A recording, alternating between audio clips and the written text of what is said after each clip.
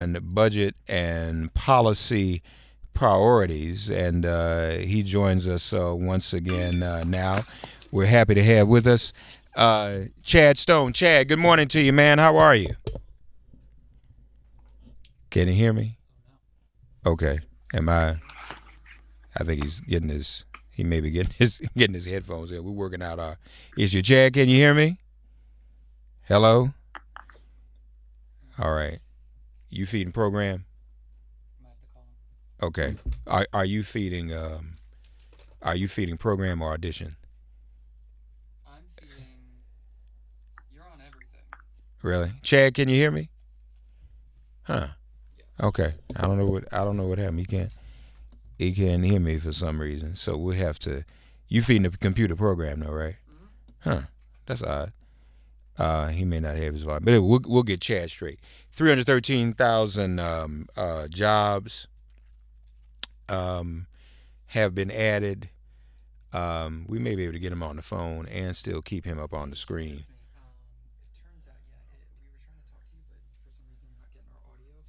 Yeah. Um, tell him to keep it. Tell him to keep the video up. Just keep the phone. Yeah, we'll have you on the screen. We just got to talk over the phone. All right. All right. Chad, can you You hear me weren't over the getting. phone? I can. Hey, man. How are you? I'm okay. I So you weren't getting audio? well, we could hear you, but you couldn't hear us over the computer. Oh, right. Yeah, but that's okay. How you feeling this morning, man? I'm pretty good. How about you? I'm okay. I'm okay. Thanks for joining us as always. 313,000 jobs. 313,000 jobs and 54,000 upward revision to the previous 2 months. That's an unbelievably strong job creation and completely contradicts everything I've been predicting about the slowdown in job creation. So what do you think happened? I don't have a good explanation. There's employers are hiring. There's no doubt about that. The unemployment rate held steady at 4.1%. The share of the population with a job, the labor force, both jumped up.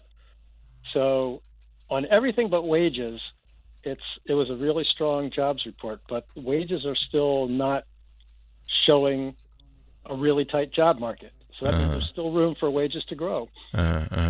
So you mentioned you don't necessarily have a good explanation. So let's either acknowledge or eliminate the things President Trump would say. Was it because of his tax bill? You think? I can't say definitively no. I certainly wouldn't say definitively yes. Job numbers bounce around. The important thing is that this is a long-running jobs recovery. This has been going on since March of 2010 was when the private employers first started adding jobs, and they've added every month since. And then even government employment is back just about to where it was before the recession.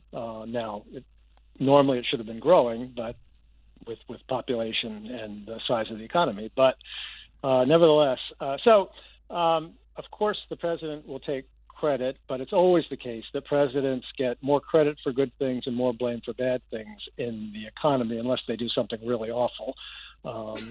And so far, the tax cut, it's pretty fast for it to have created some additional demand, but the short run effect of the tax cut is it's going to boost demand. Now, we're already at full employment, so it might also boost inflation some, which we're still looking for a little bit more inflation and more wage growth, as I said. So, he's going to take credit. That's a fact of life. But the other fact is that this is a very long-running jobs recovery. Um, public sector jobs, government, state and local. What happened there? Well, the federal government went down, but the others went up a little bit. So we had 313,000 total payroll jobs. 287,000 of them were private. So that means the other 26,000 were growth in government jobs. Okay, so they were growth in government jobs themselves. Government jobs have finally come back to where they once were, but in December 2007, at the start of the the Great Recession 10 years ago. They're back to where they were then, but they're still. It's not as though government is this behemoth. It's government's smaller than it used to be relative to the size of the economy because of the cutbacks that we've seen over the past decade. So, but it's still very difficult to guess what could have brought this about. Yes. Everybody was surprised, and I haven't seen any really good explanations. Yeah. And so since we don't really know what brought it about, we can't really predict that it will continue, right?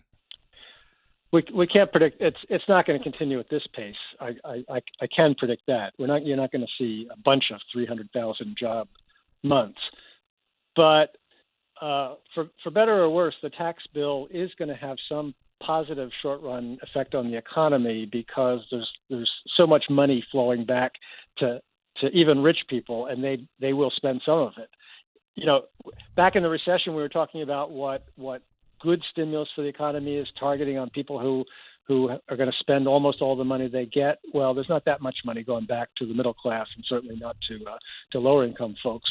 But there is a lot of money flowing to business and to rich people, and some of that will get spent. So everyone's predicting that there'll be a short-run boost to the economy, but mostly it's going to translate into higher inflation because we're already so close to full employment.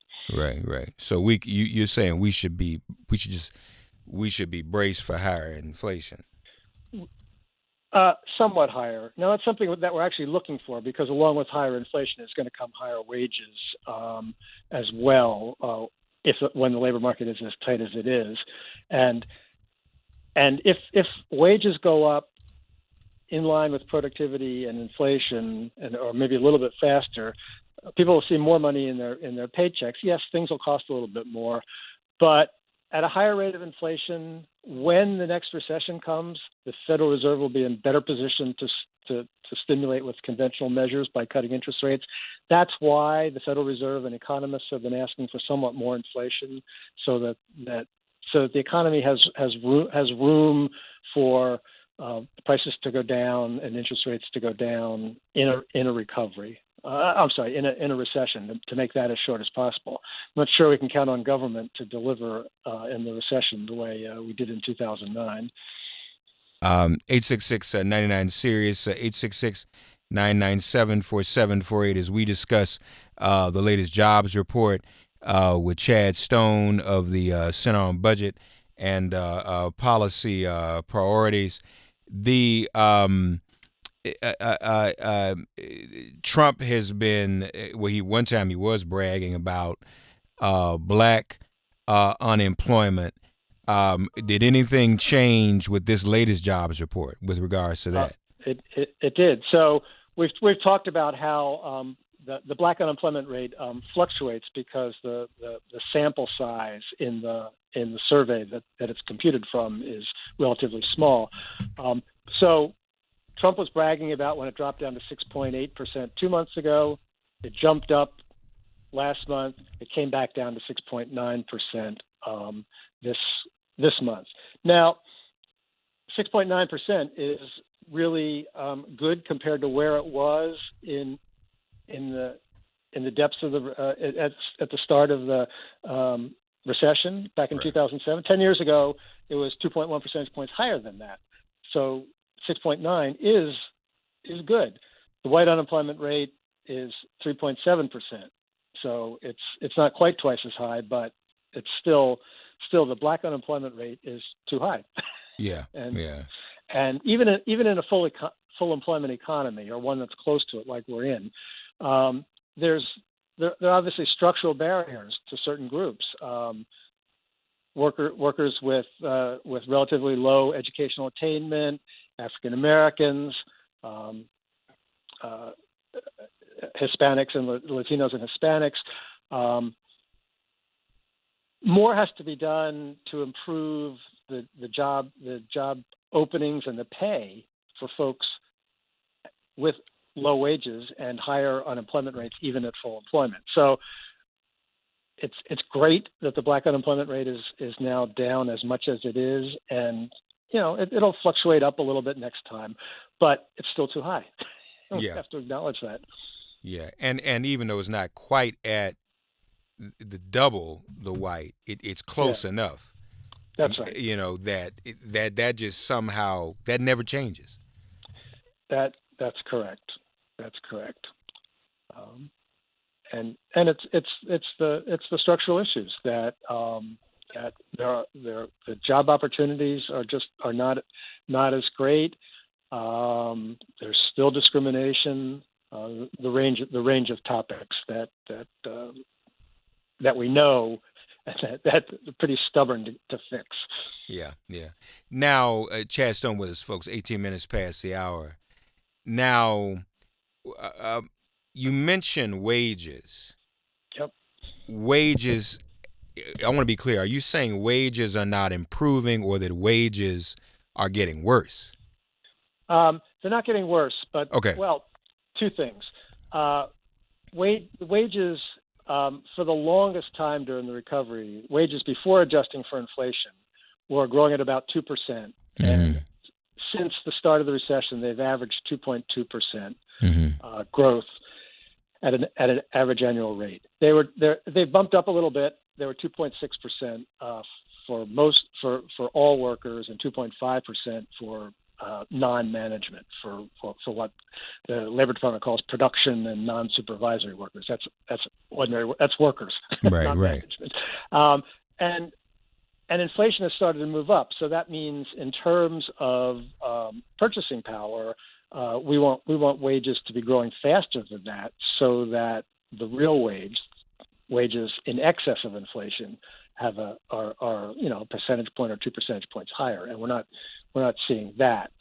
So nominal wages are picking up, but the purchasing power is not picking up. Right, and you need purchasing power. Sure. To sustain this, right? That's right. Going forward, we really need to see the pace of wages increase more to achieve sustainable standard of living gains. But now, we talked about what's going on in the economy and what Trump is responsible for and not responsible for. There is something that is going to complicate things, of course, which is his random slapping on of tariffs and creating a whole bunch of uncertainty about what's going to happen. In and of itself, the tariffs on steel and aluminum, depending upon how broad they are, will have a very modest impact on prices. We'll also have a very modest impact on steel industry and aluminum industry wage gains. Employment. There'll be a little bit of help. Companies will be helped too. But the real fear is if there's retaliation and a real trade war breaks out, then prices go up. And low-income tariffs are actually a tax on low-income households in general, because low-income households spend a larger proportion of their budget on internationally traded goods.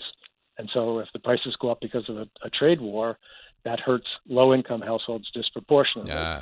And it's disruptive to the economy.